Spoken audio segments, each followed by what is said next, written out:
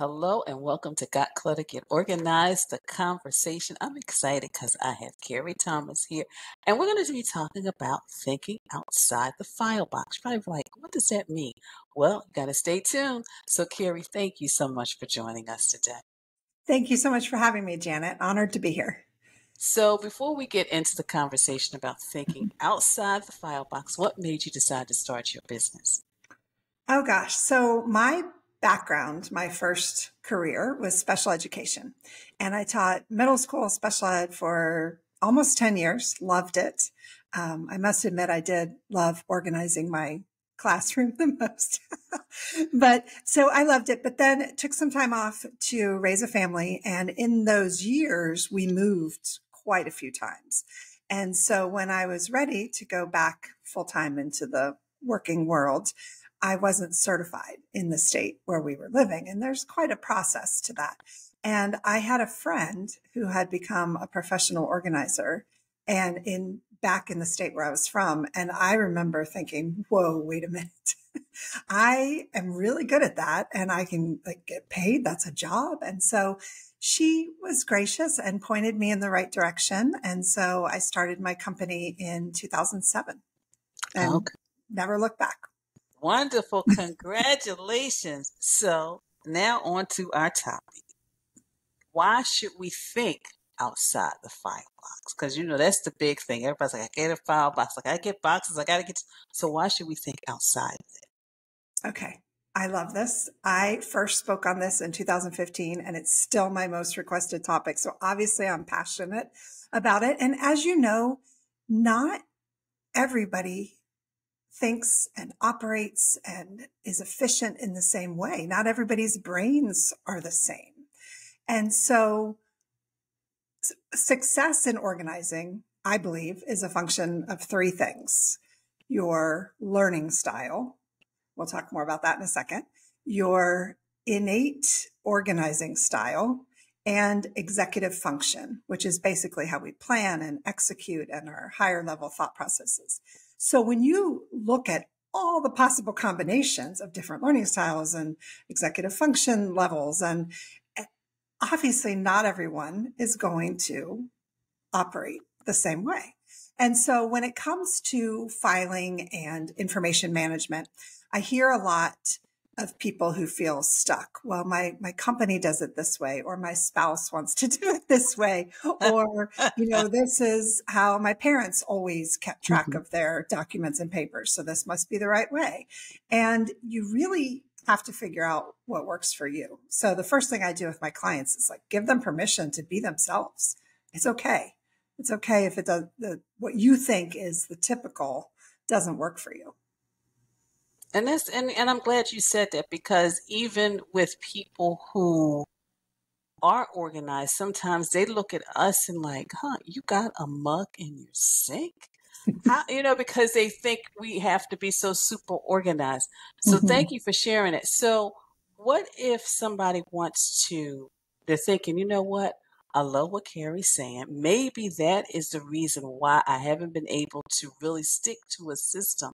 So how do they kind of get started on figuring out, okay, this is me, but also maybe setting up something? Because I tell people sometimes I need visuals. I need visuals because I need to sometimes just see things. So yeah. would you? So the way I approach it, I first have them step back, take a deep breath. What's your vision? Why do you want to get organized? Some people think they have to, but they're actually happy and content in their home and their office and it's working for them. And so maybe they just need a few tweaks. So just relax, take a deep breath. What's your why? What's your vision? So start there always. We could talk 30 minutes just on that. So, so there's that. And then the next thing I would say is look at the learning style. So just a quick, 10,000 foot overview. What I mean by that, the three main learning styles are visual, auditory, and kinesthetic or tactile. Those are the three main. Most people have a dominant one, even if they're a combination. So a visual person basically is a person that learns by reading, by seeing, they remember people's faces very Okay. well. Hmm. That's Hmm. your visual. As you said, if you're visual, you even said it. I need visuals. So an Hmm. auditory person are the people that learn by hearing. They would rather listen to explanation than read written directions. They absorb better through hearing. And then tactile or kinesthetic are the people who throw away the directions completely and they dive in and they learn by doing, and they have to be active, and they have to be, even if they're sitting in a lecture that they really want to be in, they're the ones still tapping and fidgeting, and that their body needs movement to process things. So as I said, that's the 10,000 foot overview. There's lots of resources if you want to go deeper, but the reason that matters is, especially, I work mostly with people in home offices or small businesses. And so when you're setting up a workspace, whether it's your dining room table or, executive corner office, it matters, because if you're a very visual person, everything down to the lighting, and not just good lighting, but having different sources of lighting, natural light, an overhead lamp, and being able to change the lighting throughout the day.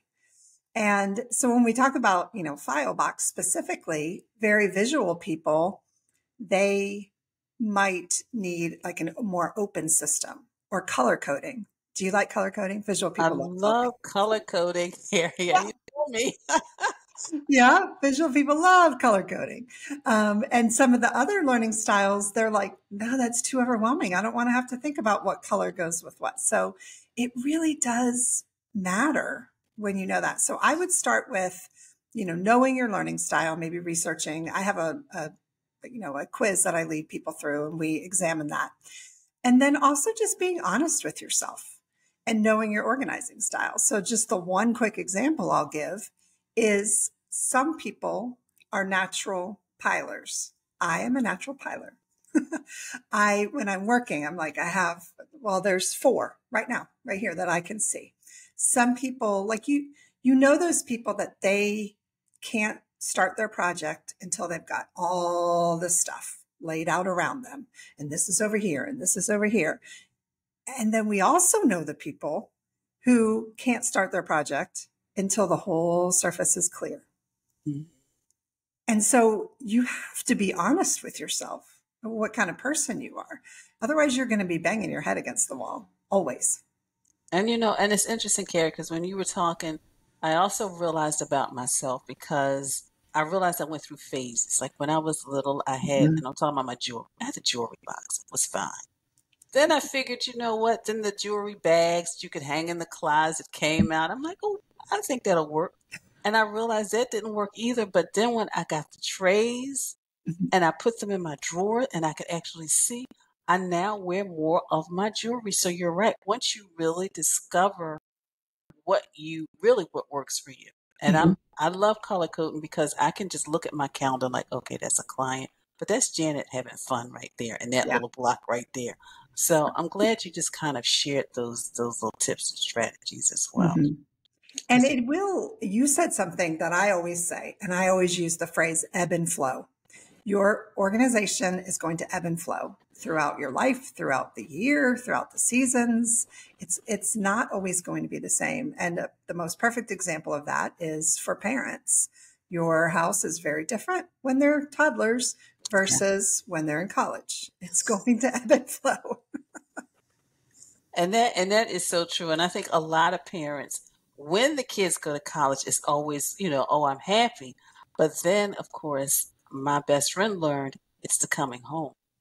When all of Oh, that stuff that was in oh the yeah. apartments and everything, and I went to visit, I'm like, she's like, yes. I said, oh, she's home now.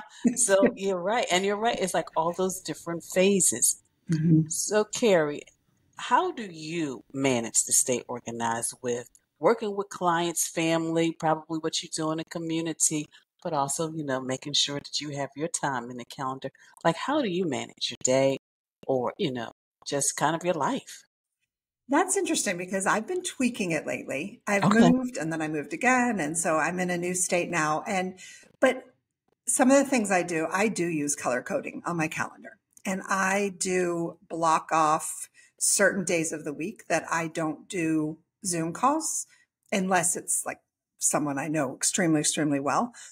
So that way I can go for a walk and come back sweaty and still complete, 3 hours of really intense work, but I'm not on Zoom.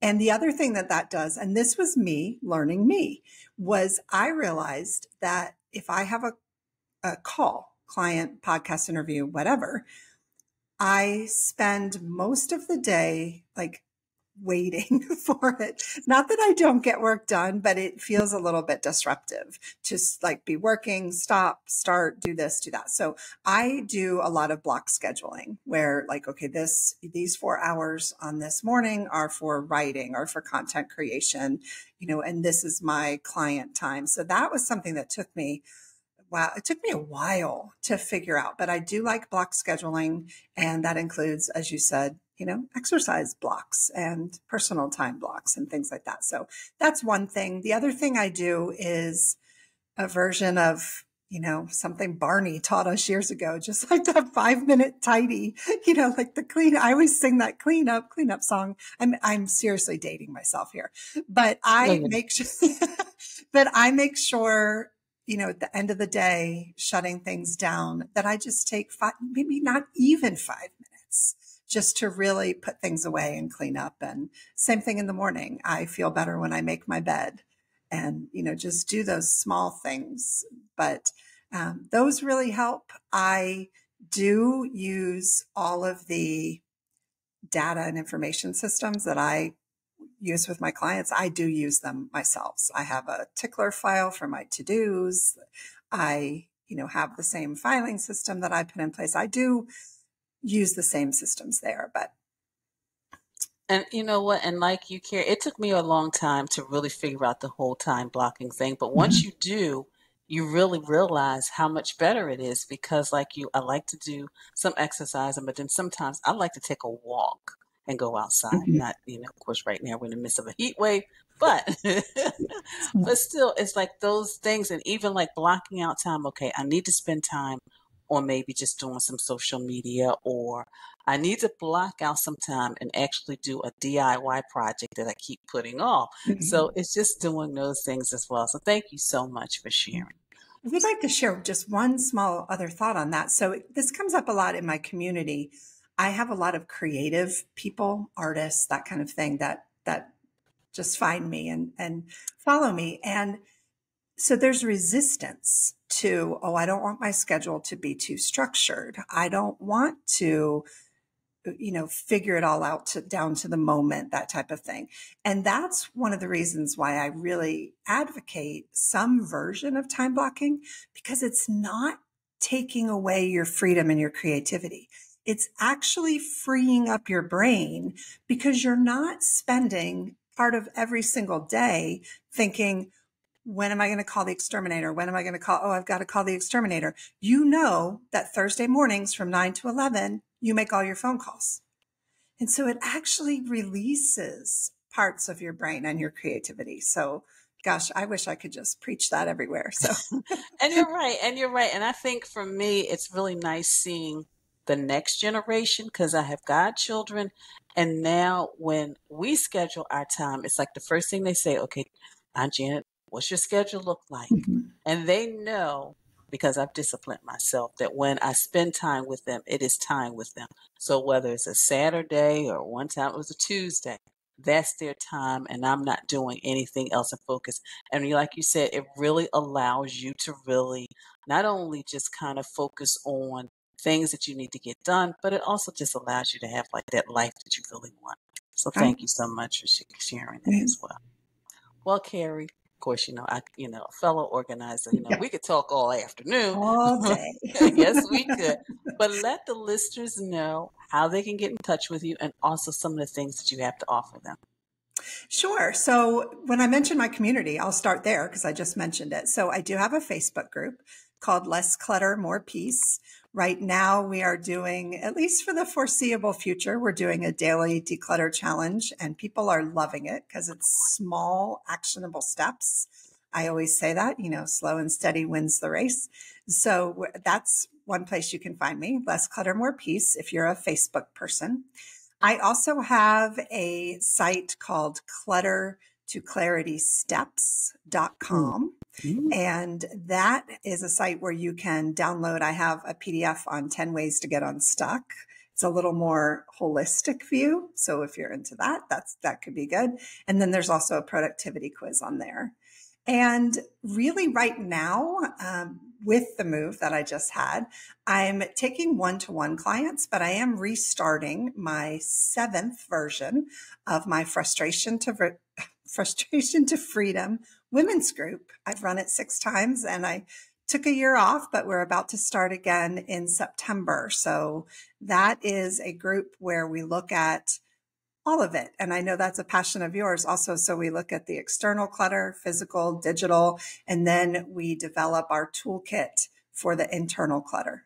So everything from journaling, meditation, whatever. I bring in guest speakers or I talk, whatever might help you with that internal clutter. So that is starting back up again in a couple months. Oh, that sounds exciting. And I love September because September is my birth month. So that's a Uh-huh. wonderful time to Very good. start things here.